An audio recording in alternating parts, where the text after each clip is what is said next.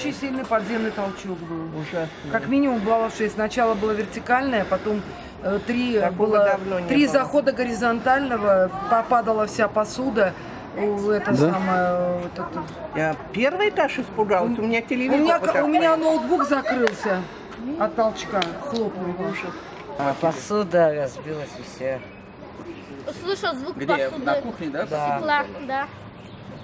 Люстра тряслась и жалюзи. Жалюзи, да? Да. Уже можно, да, заходить, наверное? Да, уже прошло.